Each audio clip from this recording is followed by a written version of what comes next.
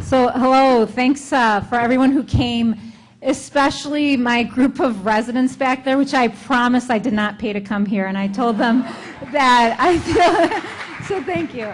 I feel like it's my delayed Mother's Day gift because my own son forgot about it, so now I've got my, my male residents here. So I think, you know, the reason me and Susan did not introduce ourselves at the beginning was this talk was meant to be a little bit of a more of a deep dive, talking about our pathways. We have heard all the pathways, but a little bit more of a deep dive into how we picked up our various degrees, when, why, how, where, and then obviously we'll open it up to questions from the audience. So Sherry mentioned she was a first-gener. I'm not a first generation, but I think I can up her one in the sense of all 4 of my grandparents were illiterate. So out of 4 illiterate grandparents, both of my parents became PhDs in basic science. My mom, a nuclear physicist, my father, a mathematician. So when I said I wanted to go into medicine, they said, why the soft sciences? However, I always knew I wanted to be a doctor, not as early as Gail did at age 4. It was around the time that one of my best friends in high school had overdosed. And the reason was waiting for the medics to come just felt awful. So that feeling of waiting when someone you care about is in need of medical attention, I was like, if there's a body of knowledge I need to learn, it's this body of knowledge, and that's why medicine. So as an undergrad, I was a molecular biophysics and biochemistry major at Yale, kind of trying to redeem myself with the basic sciences. I started medical school kind of on the physician scientist track, again, kind of following my parents in academics. It was my second year of medical school that I had a major aha moment, and that was when I learned in our genetics class that the #1 cause of congenital cognitive delay is not actually a genetic disorder, it's fetal alcohol syndrome. And when I learned that, I thought that was such a shame, and that's around the same time second-year medical students learn about all the modifiable risk factors that are the leading cause of death, you know, obesity, hypertension, diabetes, and realize I didn't think medicine was where I could have the biggest bang for my effort buck. And so I thought, you know, definitely public health has got to be the answer. That's where you can make a huge change for the greatest number of people. So I went to my dean and I said, I'd like to drop out of medical school and I'd like to get my master's of public health. Now, to his credit, he thought that was a silly idea, that I should wait until after my 3rd year, solidify the clinical knowledge, and then get my MPH. But my point was, if I'm never going to practice medicine, why bother? Let me just go now. So we compromised. I would not drop out, but he did allow me to go take a year off of medical school between 2nd and 3rd year and get my MPH. Now, I got my Master's of Public Health in Health Policy and Administration. I had stayed at Yale for medical school, and they do allow that like track specialization. And what I did learn is that public health is woefully underfunded. It's hard to prove an outcome of an intervention. You're still beholden to physicians. So I was a little bit disappointed in terms of what an MPH could offer, but it did give me an opportunity to meet Don Berwick. And this was before the IOM reports had come out, before IHI became what IHI became. And I was fascinated by the work that Don Berwick was doing. And even just the concept of him not being able to really help his wife. You know, if any of you have heard his original, what does he call it? Like the Firestone talk that kind of put him on, what was it? Firesides talk that brought him into the public view. I really drank what they call the Berwick Kool-Aid and decided system redesign was how I wanted to have an effect, right? So a lot of researchers who go on and do research, it's for that desire for a long-term impact, but that cycle for me was a little bit too long, and systems redesign seemed to be more in line with what my interests were. So I went back to, I ended up not knowing what to do with a desire in systems redesign, since quality didn't really exist as a discipline or an academic discipline back then. Again, this was before the 2 IOM reports came out, To Err as Human and The Quality Chasm, which I think most people see as the start of the quality movement in healthcare. So I went back pretty much to just buy myself time to figure out how I could actually enact on this. and I fell in love with emergency medicine. It was like the only place I wanted to go back to. If I could pick up extra shifts, I would have. It was energizing as opposed to soul-sucking the way some of the other areas were. And so, and I just assumed everyone loved it until I saw one of my classmates in the ED who looked like deer with headlights on. And that made me realize, oh, wow, maybe the fact that I enjoy all this chaos, noise, and fast pace was actually unique to me. So I went to my dean and asked for a dean's letter to apply. And this goes back to what Sue Stern said at the time. The answer was kind of, no, we don't, good students from Yale Medical School don't go into emergency medicine. My research mentor was Ralph Horowitz, who was the chairman of medicine. And he again said, nope, we're not going to do this. So I had to do one medicine sub-I, a second medicine sub-I. I teased that the only value of the second medicine sub-I was I met my husband. And then I basically was like, it's EM or bust. And I kind of was pretty convinced about that. I ended up going to the Harvard residency program when it was very early on, just graduating their first class, mainly to be closer to IHI. I had gotten that infatuated with the work that Don Berwick was doing. So as an intern during my off time, I actually tried to do some work with IHI, which in retrospect sounds a little bit silly. But then I wasn't making enough progress, wasn't able to get enough meaty projects that I could feel like I was contributing.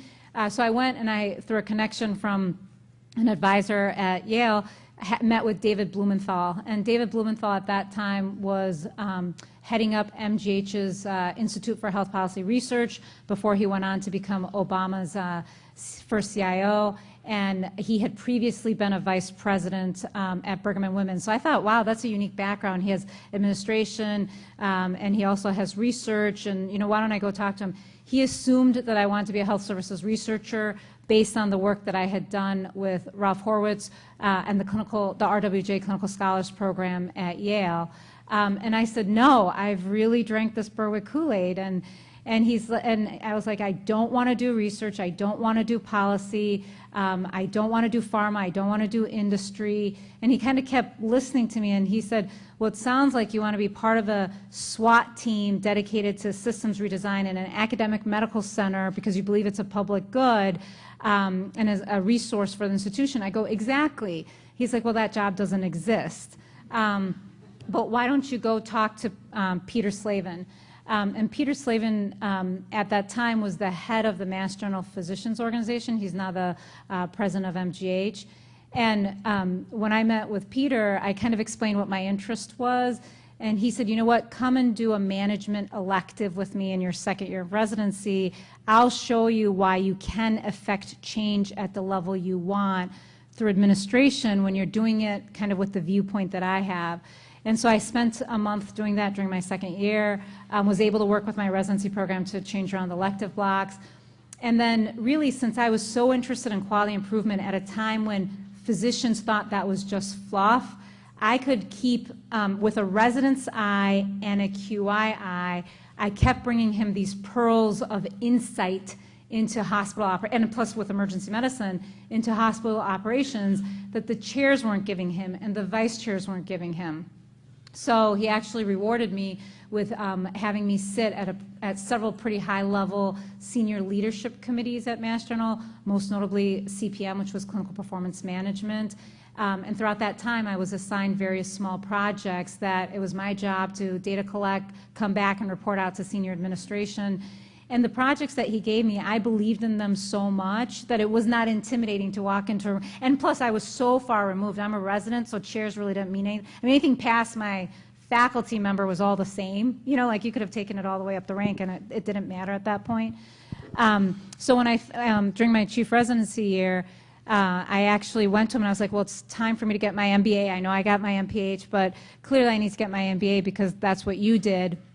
And for him to get an MBA back then, especially because he had been, Harvard undergrad, Harvard med school, Harvard residency, and had started off with research, he was considered selling out to the dark side, just like kind of what EM was for me. And he said, I do not think you should get your MBA right now because after you get your MBA, you're going to be no further along in adding value to anyone who may want to hire you. He's like, any position you're looking to affect change, people are going to want to know how you've done in 3 different portfolios. Can you manage projects? Can you manage budgets? Can you manage people? And it was interesting because he said, you know, which one of the 3 do you think is the hardest? And I said, well, clearly budgets, because we always feel like budgets is going to be the hardest thing. And he's like, oh no, it's managing people. And that was like really the right answer. So he's like, come do a 1-year fellowship with me. So I stayed on faculty, had my son, started mid-year, and did a 1-year non-clinical fellowship with him, where he basically had me fill out a 3x3 grid, which was projects, budget, people, fly on the wall, participant, driver. So I had 3 different roles, 3 different areas, and really helped me create a portfolio in the way that I think research mentors talk to their junior faculty about. Get started on this project, apply to this grant, make sure you're an author this way. Completely different world. So my background, I do think, is very different from a lot of the chairs here. So I ended up loving my fellowship year, learning a lot. The decision to go back to Wisconsin was purely a personal one. I grew up in Milwaukee. I had 2 kids under 2 by that time, and my mom had become ill, and I needed to be closer to home.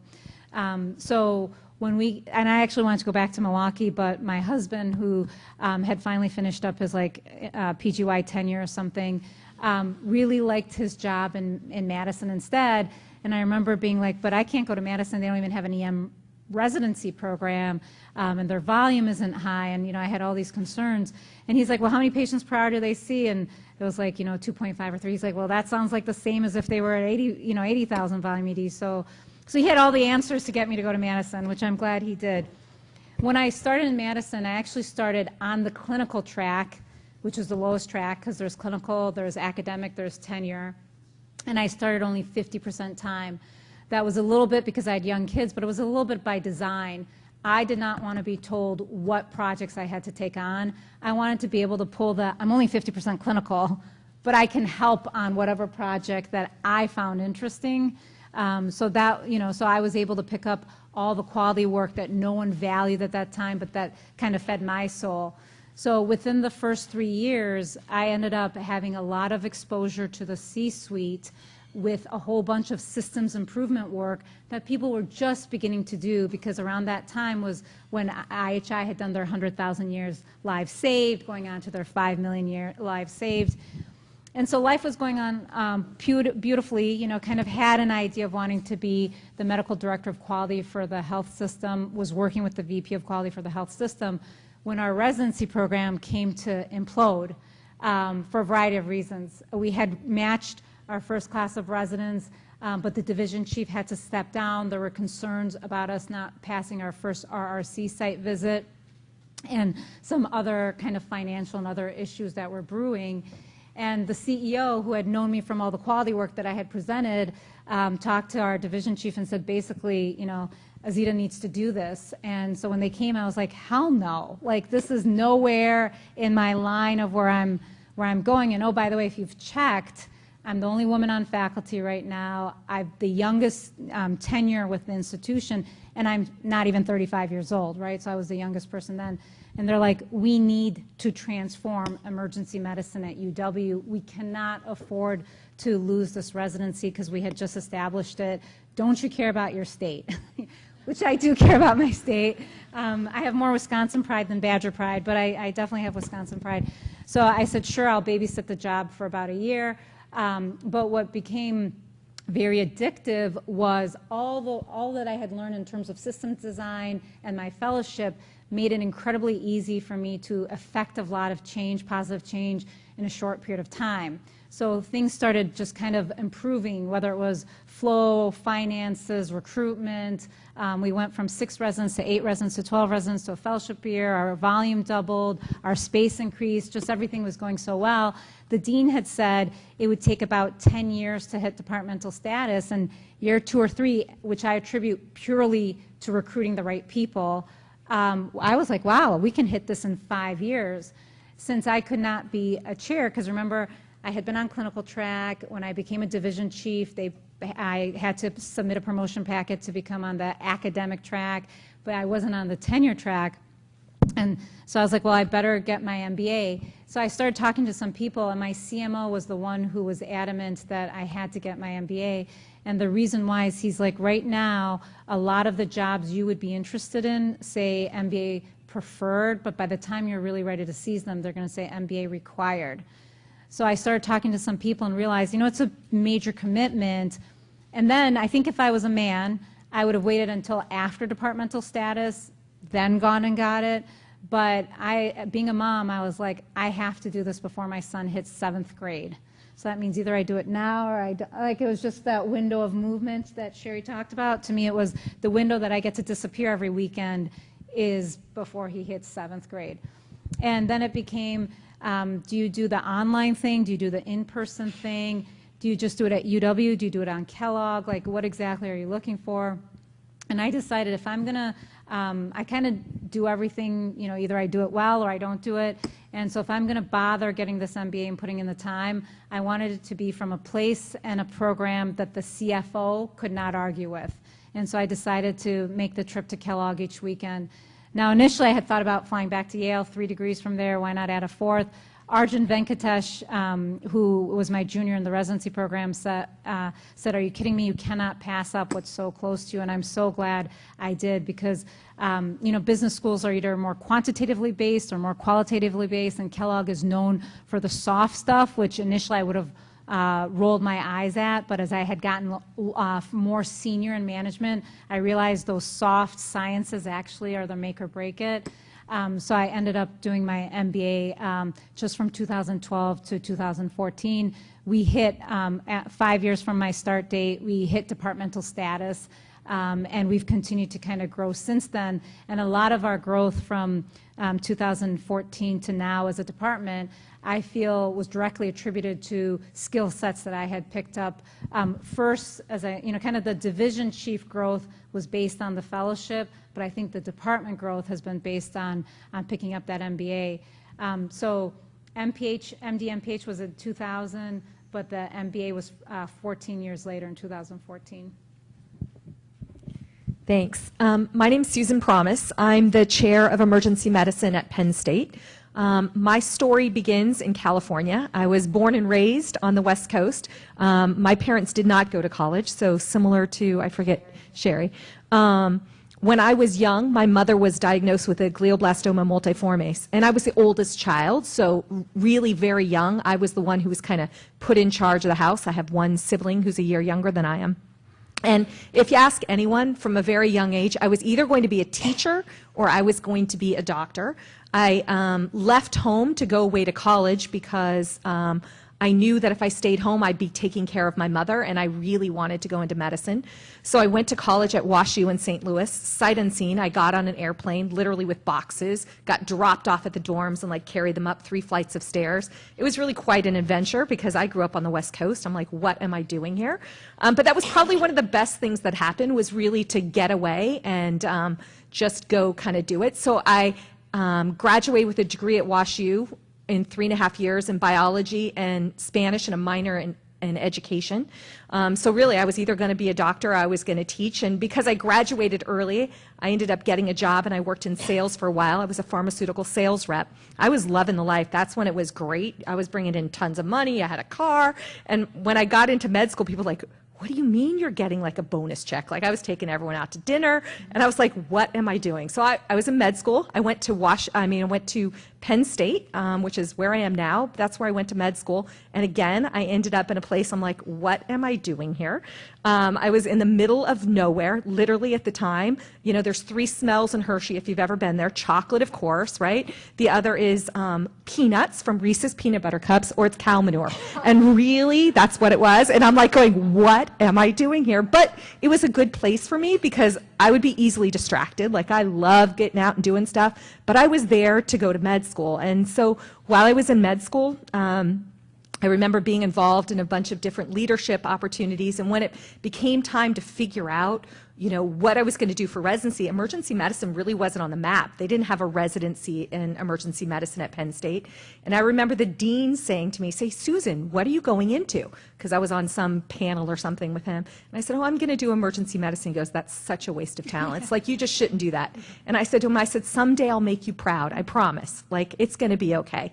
So I left Pennsylvania with a nurse that I met in the ER, who's now my husband, and moved to California to do my residency.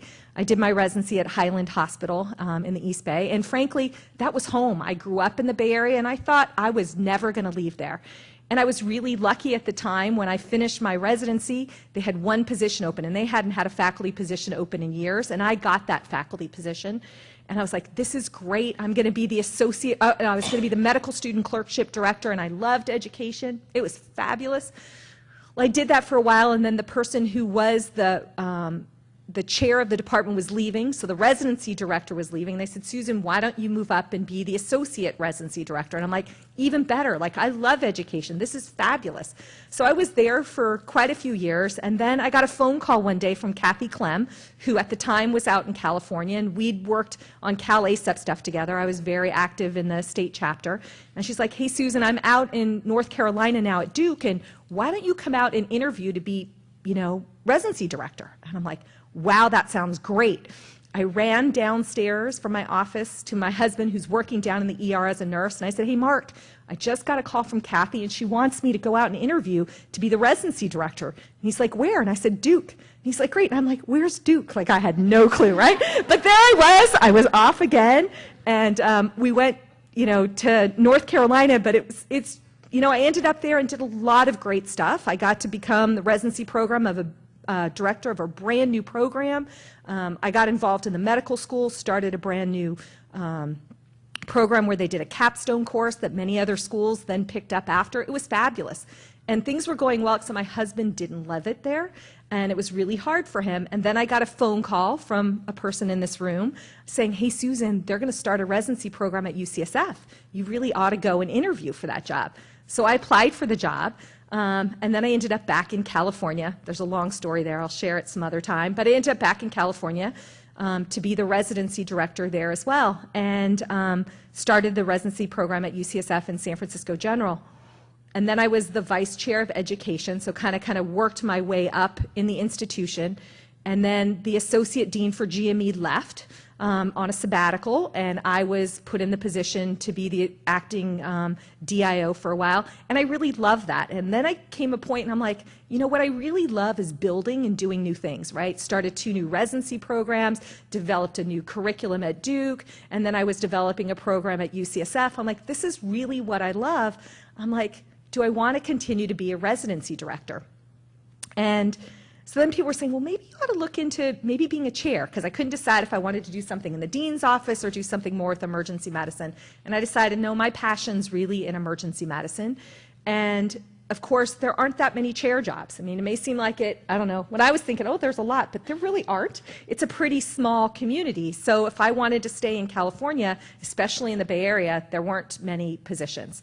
So the job came open at Penn State, and one of my colleagues at UCSF said, hey, Susan, didn't you go to med school at Penn State? Like, they have a job open. You ought to apply there. Well, obviously, I looked into that job, but in the meantime, I was saying, what skills do I need to help me grow? I could develop programs. I was good at recruiting. I did that in residency, medical education. I don't have a huge research portfolio, but I definitely had published. I was active on the national scene in various different kind of leadership roles. I said, but you know what? I've never taken a business class in my life. I can put together a budget because I figured it out to run residency and educational programs, but I had no idea about the rest of it. So I went to Mike Callahan at the time, who was the chair at UCSF, and I'm like, Mike, what do you think? I'm like, should I go back to school? Should I get my MBA? And he's like, let me send out an email to all the chairs. So there's a listserv for all the chairs, and he asked. And it was really 50-50. It was like, should you get it or not? And everybody had good reason why you should or shouldn't do it. And I decided that after discussion with Mike, that I was going to apply to programs in the Bay Area. There was one at UC Berkeley and there was one at UC Davis, but UC Davis had a campus literally around the corner from where I lived. I'm like, if I could get in there, it would be convenient. That's what I was going to do. So I chose to go to the UC Davis program to get my MBA, and this is when I was in my late 40s. I finished the program in 2013, and it was the right thing for me to do at the time. I chose a program that was literally a business program. It was not for healthcare professionals. It was, I was going to learn business. And I chose also a program that really, I would agree, it was more on the softer side. Sure, I had finance, I had accounting, and I did well in those courses. Like, that was easy for me. But learning about teaming, marketing, all those other things were really valuable. Did I need them to be successful? In the end, I look back, no, I didn't need them, but were they helpful? Absolutely. And is it a nice thing to have an MBA after your name? It's very helpful when you're sitting at the table with a bunch of guys and you can talk their language. So if you don't have the knowledge, you got to get it. I mean, if you don't have the degree, you have to get the knowledge, at least in my perspective, in a different way. So that's a little bit of my story, but I want to leave time, pass it on to Jill. Before we start that, the one thing I will say is I was shocked, and I'm sure you guys find it the same way, the quantitative to do well in business school, anyone who's a doctor really well. can handle. It is below going through biochem or organic chem or any of that. So that's like the easiest part of business school. Except if it's a muscle you haven't flexed in a while. It takes a little bit of catch-up time. So did you want to make another? Okay, so hi again, everybody. I was the only one that had to come on stage to give my little spiel, so that was a little bit awkward. So these narratives are quite powerful and important, but I want to fast forward a little bit because I want to get to the meat of what we're really doing here today, which is really thinking about what other degrees might be useful, in conjunction with your MD degree. So can I see a show of hands of folks who are maybe contemplating a different degree?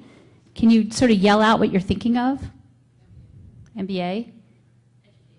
Okay, like Master's in Medical Education? Okay. PhD? No? None of that? You're not crazy, right? Right, MHA, those are other ones. Yeah, so there's a lot of other skill sets that one can acquire through intensive study in a degree-bearing program, and I think they're incredible career enhancers. So I'm going to share with you, I've done this twice now, or I'm actually, one's in progress and one has been completed. So as a somewhat mid-career physician, just moving from the assistant to the associate level, I pursued a Master of Bioethics degree at the University of Pennsylvania.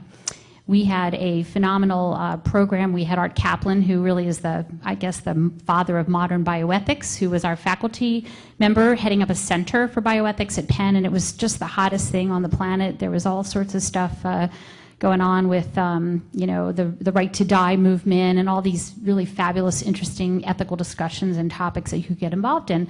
And I somehow, despite being a health services researcher and being involved in the educational process, was very, very drawn to those kinds of topics in terms of my own teaching. I always the one volunteering to teach how you do death notification or, what's truth-telling. And I always volunteered to teach the ethics courses in the medical school. And so when this program became available, and it was one of the first of its kind, the Master of Bioethics at Penn, I inquired about enrolling. And one of the most fortunate things about being a faculty member at Penn is there's a wonderful tuition benefit that you have. So I was able to obtain a very expensive master's degree for very, very little money. This was a part-time degree. It was bringing people together who were from a vast array of different fields. There were people that were interested in genetic counseling, there were nurses, there were attorneys in the program, and I loved that multidisciplinary field just the way I loved working in the emergency department with lots of different problems and specialists. And it was just a wonderful window into seeing the different ways that people thought of solving problems in clinical ethics as well as other types of biomedical ethics.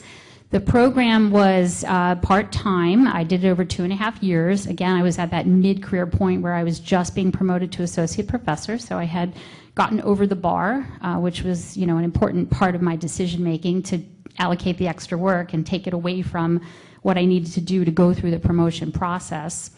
The degree was, I think it was 8 core courses followed by a master's thesis with an advisory program and an ability to study in an area that I wanted to study in. And again, just a really rich, kind of interesting community of individuals. And I really think I thought of it as a true teaching enhancement. I didn't have any directed goal for why I wanted to do the degree other than really as a teaching enhancement, and also to be connected to a like-minded community of people. I really liked hashing out those kinds of ethical dilemmas. I wanted to talk to other people that found those problems in medicine interesting, and that's what it did for me. But it did something else that I really had no intention or awareness of before I entered the program. I took a course in research ethics, and probably you're all rolling your eyes thinking, how on earth? That's so dry, just learning about the pillars of informed consent and autonomy and distributive justice and all those kinds of principles. And interestingly enough, it was that course that really turned the tide for me in many ways and sort of led me toward a leadership position. So the research ethics course got me thinking a lot about federal regulations for research, and I sort of explored that intensely throughout the process of clinical trials work, and I entered into a lot of discussions with professors and Art Kaplan in particular around the emergency circumstances of doing research and the fact that we had this whole set of regulations that allowed us to enroll patients in clinical trials with life-threatening conditions foregoing prospective informed consent. And I became the national expert in this area of how to operationalize those regulations into clinical trials. Fortunately, at the same time, there was a terrific grant program being created at NINDS that was creating the Neurological Emergencies Treatment Trial Network, and those grants were being awarded to different sites to put together clinical research consortia to run these clinical trials. And I applied for it, and I do believe that because of my credibility in the area of research ethics and in this particular niche area, I was able to receive NIH funding, and quite a bit of it, which I think got me noticed by the dean, by my department chair, and allowed me to really extend across my own department to create many, many connections professionally, and to really begin to think about what were the things that I needed to do to create the kind of resume or summary that would lead me toward a leadership position. And I do think that that was the currency that was very much talked about at Penn. There were certainly many, many other ways to be successful and noticed at Penn, but for me, that was a big part of it, was to have that credibility in publications and research funding. So my degree, my Master of Bioethics, led me to really receive credibility in a national sense to kind of mark my pathway to publish and to be able to, move into a position where I was competitive for the chair role. So I find that interesting. My husband likes to joke that the reason I decided to do the MBA was because everyone thinks that an MBE is a typo for an MBA. And so he has decided that's really the reason I've pursued the current degree that I'm doing.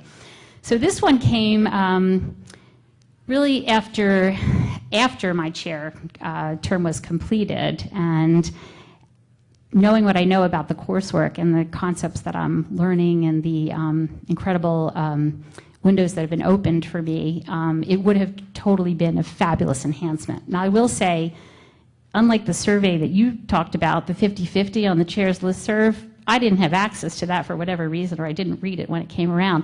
The person who told me that it was the right thing to do was Azita.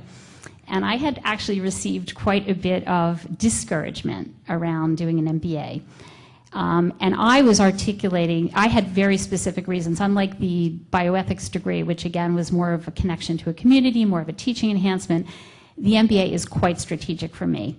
And in terms of the core content of what I'm learning, it is a healthcare focused MBA, but it is an MBA that encompasses all of the skills that one would need, even in a different career sense.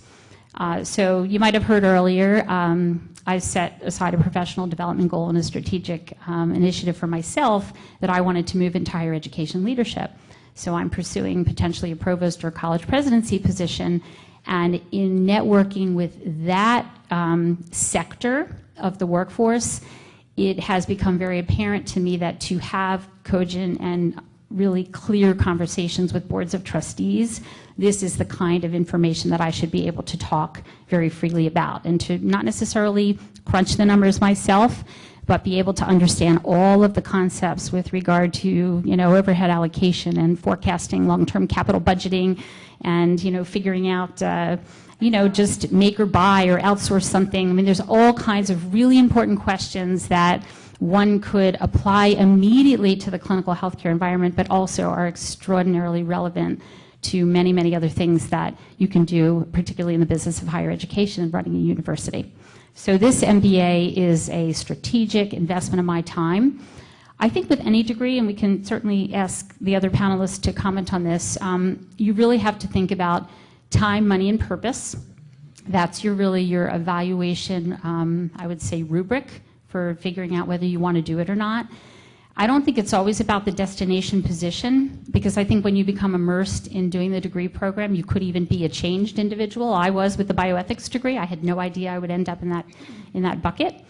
So really thinking about carving out the time, how is the program structured? My MBA, unlike Azita's, I was adamant about not doing a weekend program. That was the first cut for me. I had reached the age where I wanted to spend time. My children are in college. I'm an empty nester, but my husband would have felt entirely rejected had I been going away every weekend. So I'm doing a program that's 16 months in duration, and I go about 8 to 9 to 10 days every 4 months. And in between, I do webinars online between once and 3 times a week.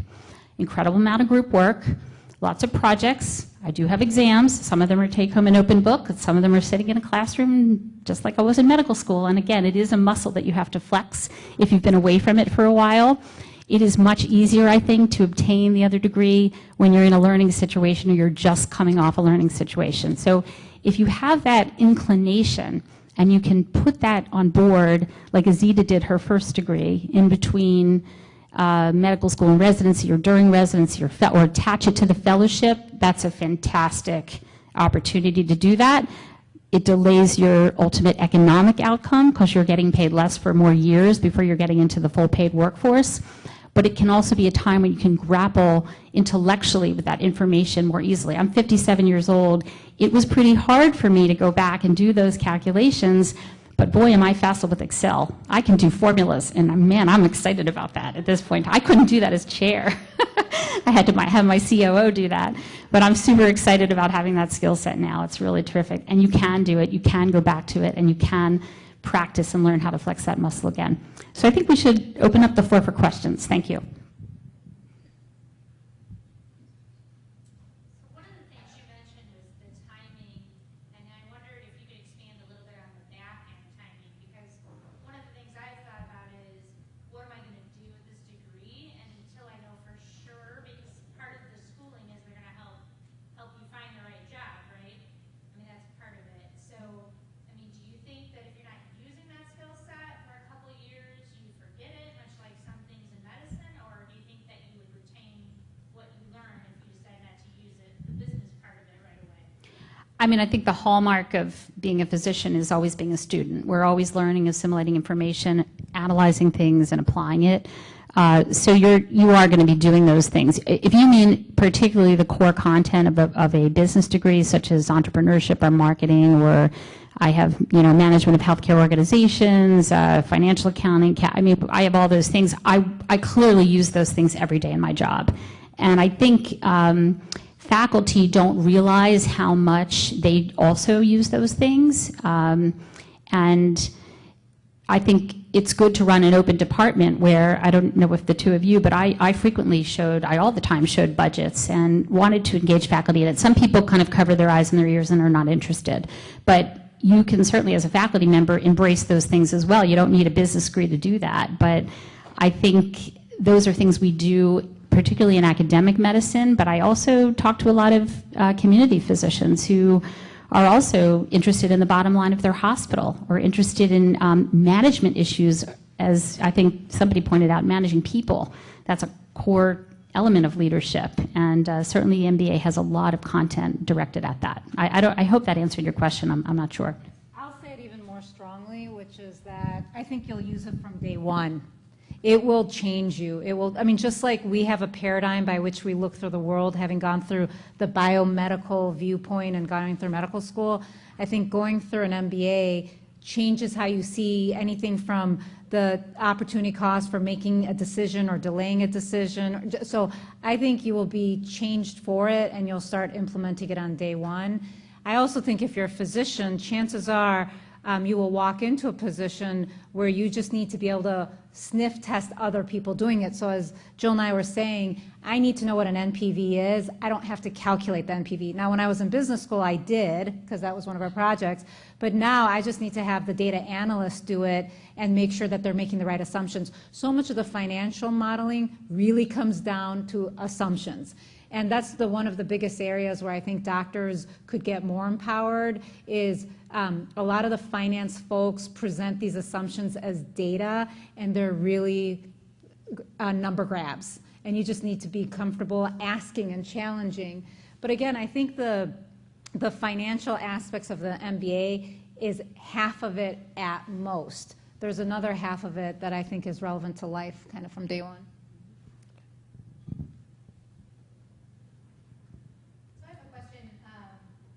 Regarding how you balance the added effort that goes into this educational degree, especially when it may need a move from the department you're in to somewhere else, and how you're seeing while you're doing that, if there's like a penalty for it, like some people talk about other things having penalties like kids. So I can only speak for myself. You know, I still did my full-time job. It wasn't like I gave anything up, but I was out at a certain time. I did mine on a Friday, Saturday, Sunday. Like that was the program that I chose to do. So I would, on Fridays, instead of going into the office, I would work from home in the morning and then go in the evening for classes throughout the weekend. When there were projects, if I could relate them to something I was doing at work, and frequently you could, you know, if you tried to do, you know, if there were different projects or assessments you needed to do, so it would add value to the institution that you were at. And I had an extremely supportive chair. So, you know, I was doing my job as a vice chair. I was working as an associate dean, so there was money coming into the department from all those things. My chair said, Susan, you're getting extra money for that. I'll help pay for it. So it was okay, and the chair was looking at it as, I want to promote my faculty, the same as I do as a chair. I want my faculty to move on. It's good, as much as it hurts sometimes that they leave the institution, but it's good to see people go on and do other things that kind of benefit. So for us, it was a win-win. I don't know, Esther was a faculty member when I was there. Maybe she can tell you it was a different story and she thought I was never around, but I didn't get that feel individually when I was there. I think I was doing my work and everything I needed to do. It was long days for me sometimes, but it was what I wanted to do. So a lot of adult education is structured so that the expectation is that you're going to retain your full-time job. So many times the logistics of it are set so that there are evening courses or weekend courses. And again, it is a prioritization decision as to how you're going to spend your time that you're not spending in clinical work or academic work. But they are tough decisions for sure. When I did the bioethics degree, as I said, I spread it over 2.5 to 3, I think it was 2.5 years, and the full degree program was straight for 1 year, so I just spread it out and that was fine. You certainly can make it a point of negotiation. As chair, I did put, I think, 3 faculty through the Master of Med Ed program, and we did it as a kind of negotiating a starting package that would allow for some protected time up front to pursue the degree. Again, people often use a third year of fellowship as a protected amount of time so they can fully engage in it, and they support the degree by doing clinical work in the department, which is a win-win for the chair. So that's, I think, a very good way to think about it for those of you that are in that particular pathway. But there's no question, things always have to give. You only have one pie and you just slice the pieces differently. There's really no other magic to it. So it is a question of how you apportion your time and what you want to put energy toward.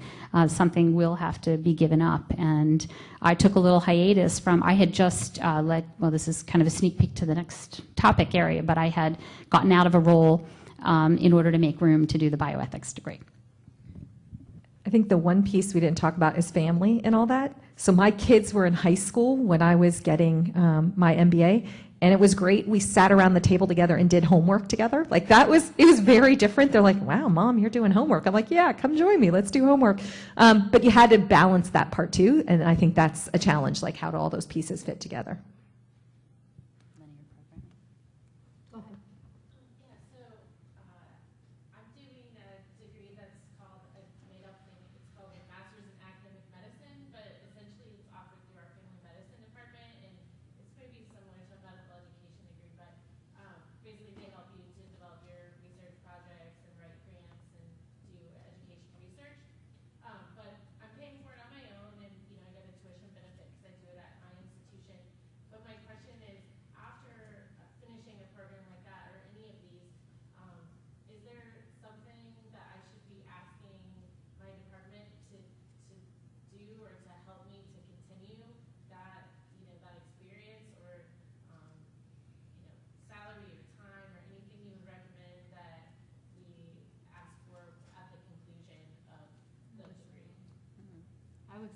would say no, because really, we can only fund effort and activity, not like an accomplishment. That's been a question that has, so people have approached me, I just finished my MBA, should I negotiate a higher, salary? And the answer is like, really no, unless you're performing a higher level job. Because the salary is tied to the job, not to how many degrees it takes you to do the job. Do you see what I mean? So I don't know that it would go over well.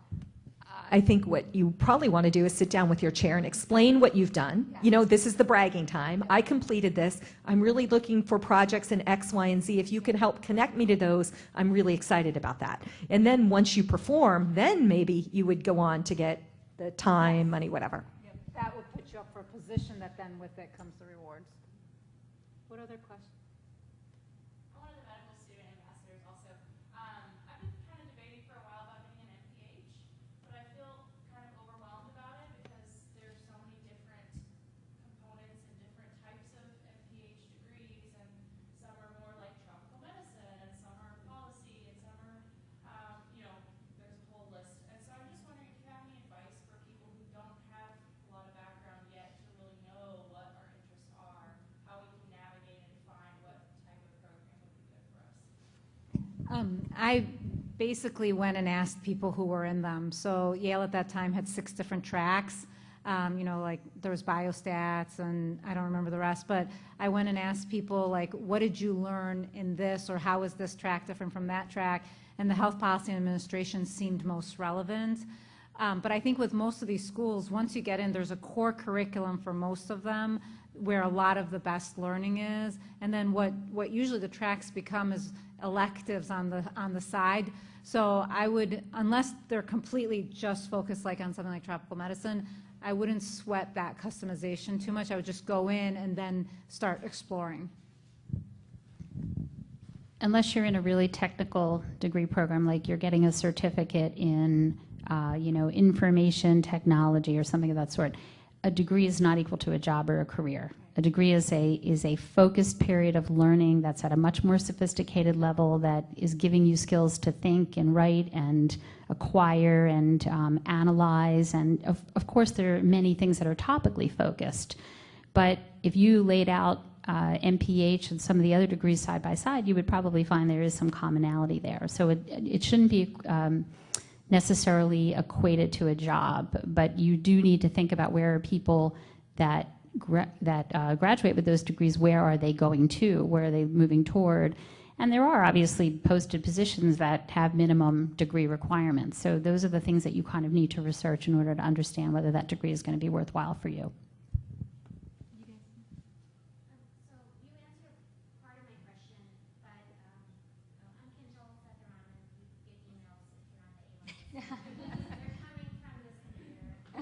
Frequently sarcastic.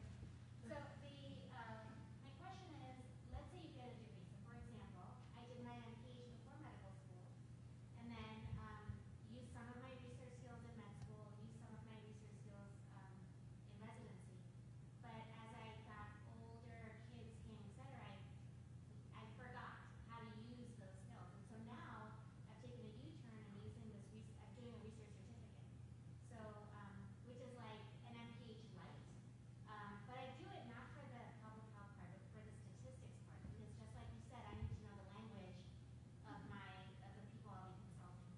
How do you, and I am also probably going to at some point get my MBA. But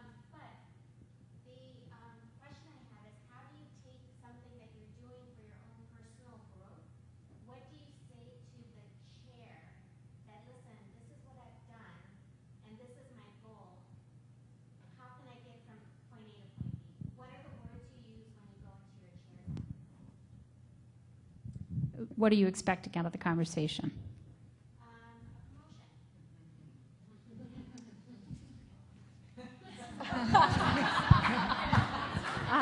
Yeah.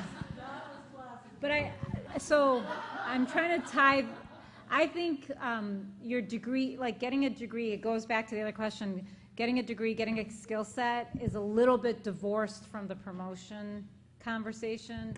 So I think if you want a promotion, you go in with, I'm ready for a growth spurt. So I guess maybe that's the words I would use. Yeah. Go in and say, I've done this for this long, I'm ready for a growth spurt. In anticipation of a growth spurt, you can say, I have done these other stuff, or where do you see my next opportunity for a growth spurt is, sometimes people are high potential, less defined, and that's wonderful because they'll come in and be like, I'm ready for something more, but they haven't quite defined the area, and I actually have a need. And so if I have a need and I can match it with that person's desire for a growth spurt, that's a eureka. There's their promotion. Sometimes people will come in and be like, I want X. And I'm like, well, I'm sorry, that job's already filled, and it's going to be filled for the next 5 years, you know? So I think the best question is to go in and be like, I'm ready for a growth spurt. Where do you think I can go? What opportunities are available? What things should I think about? And then just start a more comfortable conversation with your chair. Kendall, I'm trying to understand a little bit, unpack the question a little bit more. Are you asking for resources associated with pursuing this kind of reinvention or re-up of your background? Are you looking, because if you're looking for resources, that's a very appropriate conversation. Based on my track record, and this is my goal and my intention, I'm coming to have a conversation about support and resources while I'm doing this. I mean, it doesn't mean the answer will be yes, but it's a great conversation to have. I wasn't sure you were asking that, or if you were saying, because I've done this, I now have to be catapulted into a different title or a different role. I wasn't sure which way you were asking it. It's more of that growth spurt where if you get this MBA or you get this MPH, and then what? Right. Mm-hmm. And do you decide what you want with the MBA or MPH ahead of time before you do it? Yeah, well, I mean, I think it depends, but don't ever look to somebody else to tell you that. Don't do it for another person. That will be an empty quest. You really need to be doing it for you. I'm just a person that has this intense need to learn all the time. I'm extremely driven like that, and I really do easily get bored. That's sad to say, but I really want to take on all that material. Lots of people think we're nuts for doing that sort of thing. Don't you have enough to do, or whatever? It's really about that look inside, and some people really do degrees because they're just intellectually excited and interested, and they have no intention of changing a job or using it. That wasn't my situation, but that is out there. I knew I wanted more, and that, right during medical school, as I explained, I was like, medicine's not cutting it. It feels like Band-Aid. Public health has got to be where it's at. And that's what led it to the first time. The second time was, I'm being told I need to have this body of knowledge. And honestly, I felt like both of them are things that I wish every medical student could get, like parts of it. And in fact, the joke is, I got my husband to get an MPH after his residency because I was like, you really need one. And now I'm waiting for him to get his MBA because I'm like, you really need one. So I think it's totally legitimate to go into it without any predestined kind of titled position, but knowing there's more I want to do. I think that's probably, there's more I want to do. Yeah, I just wanted to add to that. I may be a little bit biased because I'm at Yale, and everyone at Yale has 5,000 degrees, right? And that's why we don't get anything free at Yale, right? There's nothing free. Anything that we send anybody to, or any faculty member, is audit, but we don't get a deal. Everything is full amount. You want to go to law school, you want to go to this school, whatever, it's full amount because everybody there would have 10 degrees. So it's you've all said, as already has been said, but it's not anything to do with the degree.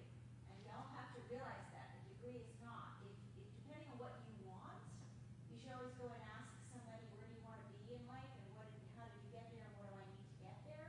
But it's not really about the degree. The chair is not interested in your degree. They're interested in your knowledge and how you fit into the system. And there's only, as we said, a certain amount of money. And the other thing is, each of us, just last week, are presenting all of our faculty. I had to do it, presenting all of our faculty to the dean or some higher up person, and you have to go through each faculty member, and everything has to be like, why does this person make this, and why does this person make that, and are they directors, are they chiefs, are they vice chairs? So it isn't that you can just give somebody extra money, even if you feel like, oh, they're really working hard. I've got all these assistant professors and they're really working hard. Unless there's a degree associated, a promotion associated with it from maybe associate to full, or there is a job